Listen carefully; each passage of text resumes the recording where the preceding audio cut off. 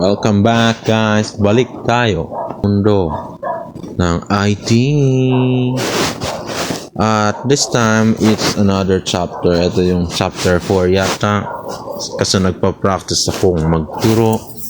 This time, ang ituturo ko sa inyo mga chikiting ay paano gumawa ng website.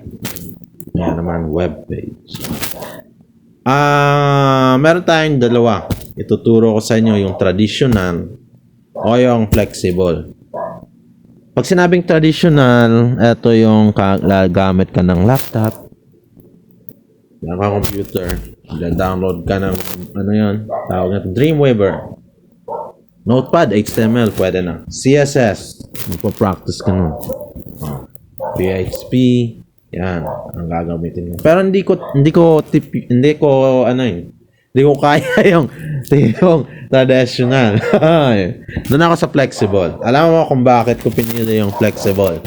Kasi nga, una sa lahat, piniprefer ko yung pahihirapan yung sarili ko. Meron namang flexible. Mas easy. Mas kaya mong gawin. Hindi ka maghihirap. Saka yung tipong in one day tapos na yung website mo. Yung flexible yung ituturo ko sa inyo ngayon. Paano tayo gumawa ng website o web page? Una sa lahat, ito yung unang anuhin mo. Kukuha ka ng builder. Web page builder o website builder. Meron tayong Wix, Drupal, tsaka GoDaddy. Yan. Subok na ako sa GoDaddy. I used it like 10 years ago siguro. Nagsimula akong gumawa lang Kasi yun, alam mo no, nasa field tayo ng information technology. Ano nga ba yung website saka web page? Siyempre, ito yung isa-search mo sa sa browser mo. Meron doon ganyan. Yan ang website. Kaso nga lang, yung tipo yung traditional, kailangan mong mag-code. Ganyan ka. Tayo naman sa flexible, ang gagawin mo, kukuha ka ng domain. Sila na yung magbibigay ng domain name, tatakbo sa internet. Ikaw na yung mag-e-edit ng content na nandun sa website at webpage mo. Yung iba, sa traditional kasi, Dreamweaver, lalagay ka na mga ganyan. I-adjust mo yung settings ng yung mga size, mga mo, header, footer, content, yung images, yung mga codes. Ayaw ko ang gusto, ito yung makakagandahan sa akin kasi hindi ko pinapahirapan ng sarili ko. Sa mundo ng information technology yan. Gagawa ako ng website o web page in the easiest way. Hindi yung pahihirapan ko pa. Nakita mo yung clip na na-post dyan, yan yung ginawa akong mga website. Ngayon, meron akong apat na websites na nagra-run over the internet. For free naman yung web builder. For free yung domain name. For free yan. So, ang gagawin mo na lang, i-edit mo yung content ng web page at website. In one day, kaya mo na siyang i-edit. Kaya mo nang i-run over the internet. Kaya mo na siyang i-post online. Kaya mo nang ipagyabang kung ano yung content na nandun sa web page o website. Yan yung kagandahan ng flexible. Kapag traditional naman, ganito ka sobrang bilis ng type ng keyboard mo, hindi ko mag-gets yan. HTML PHP lalagyan mo ng mga JavaScript paano yung domain, paano yung hindi ko nga alam yung XML o security, hindi ko yan alam. Ang ginawa ko, ang tinuturo ko sa inyo, simple since pa naman kayo, entry ng information technology, ko sa inyo yung the flexible way of how to create website. So, paano nga ba? Ito yung ginagamit ko since long way back then. GoDaddy.com. It was a company from United States na nagtuturo how you create website o web page, di ba?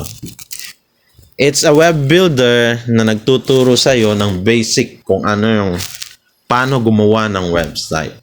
Magpo-provide sila ng domain for free. Hindi mo babayaran yan ha. Baka akala mo babayaran mo yan siya. Bibigay sila doon ng domain name. Then what comes next is yung web builder na nila. Doon ka na mag-e-edit ng content. Yung mga nakalagay sa web page mo. Ano ba yung nandito? Like, kung kunwari yung company mo is, sa akin kasi meron akong ginawang house for rent. So, ang nakalagay na content dun sa website ko is mga houses for rent. Mga text line like, if you want to have a rent in US, then just click this button. Ganyan. So, yan ang ilalagay ko sa website ko. Saka, nilagyan ko ng APIs. Alam mo yung APIs, ito na yung parang map box. Ito yung tipong kung saan yung lugar ng company. Oh, di ba? Yan ang kagandahan ng flexible way of how to create website. Hindi yung tipong mag-code ka. Yan ang GoDaddy na inaano ko. Meron akong running for na website niyan over the internet. Nakita mo dun sa previous images, merong traffic. Alam mo yung traffic, ito yung sini-search nila yung website mo over the internet. Tapos, since nakakonect siya sa Google AdSense, kada click nun, mare-record, matatrack ng GoDaddy. So, ibig sabihin, yung website mo is totally working. Ito pang kagandahan niya ang ginagamit kong website. Pag binili mo yon, bumili ka ng domain name, maintain mo yan, pwede mong ibenta. Kasi meron tayong tinatawag na paano ba magbenta ng website. Yan. Ang sa akin kasi for free, so hindi ko pa siya binili. Hindi pa sa akin yun. So, ang tawag nun, subdomain. Hindi yung domain name na talaga. Subdomain lang yan siya. Pag domain name, sa'yo na, pwede mo nang ibenta yan. Okay. So, nakita mo yung previous, yung mga images, mga little kids, at people's, yan yung how I create from scratch. Paano gumawa ng website, web page. Kasi, ituturo ko yan sa inyo eh. Nagpa-practice ako paano magturo At least, ito yung ma-share ko. Anyway, pag actual na, tuturuan ko kayo paano kapain yung GoDaddy na yan. Gagawa ka ng na tawag na ito. Account mo, pag may account ka na, so you're free to gumawa ng website o web page. Pwede mong i-visit yung 3 web page at website na ginawa for free. At least meron tayong pwede ka rin bumili doon. Bumili ka ng room for rent. O i-rent mo na lang yon kasi mahirap na Yan tayo sa mundo ng information technology. Yan ang website at web page. Ngayon, i-discuss ko paano. Na-discuss mo na ba? Wala pa siguro. Sige, i-discuss natin ulit. Ang galing ng practice ko. Okay, eto na. Web builder. Paano gumawa ng website and a web builder? Una sa lahat, mag-create ka ng account. Pagkatapos nun, gagawa ka ng domain name mo.